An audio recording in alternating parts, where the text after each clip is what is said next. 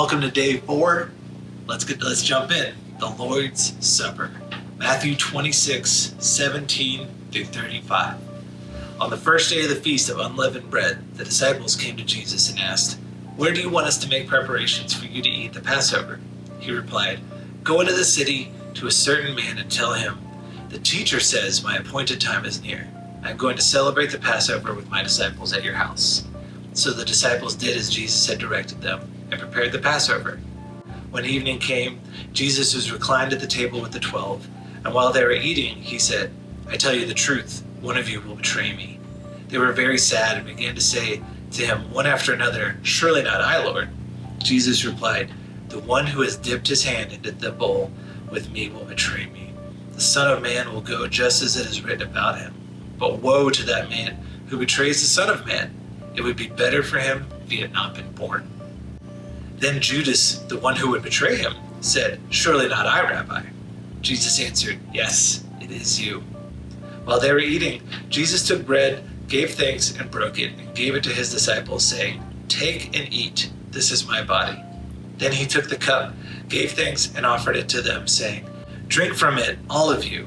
This is my blood of the covenant, which is poured out for many for the forgiveness of sins. I tell you, I will not drink of this fruit of the vine from now on until the day when I drink it anew with you in my Father's kingdom." When they had sung a hymn, they went out to the Mount of Olives. Then Jesus told them, "This very night you will all fall on account of me, for it is written, fall away on account of me, for it is written, I will strike the shepherd and the sheep of the flock will be scattered. But after I have risen, I will go ahead of you into Galilee." Peter replied, "Even if all fall away on account of you, I never will." "I tell you the truth," Jesus answered, "this very night, before the rooster crows, you will disown me 3 times. But Peter declared, "Even if I have to die with you, I will never disown you." And all the other disciples said the same. This is a wild moment. And just like the verses before, it's pretty crazy seeing Jesus be able to see what's about to happen. And the moment here, especially in how it connects to you, is that Jesus knew what Judas was going to do. Jesus knew what Peter was going to do. He knew what all the disciples were going to do. He knew the temptation that was going to be on their hearts. He knows how strong it is.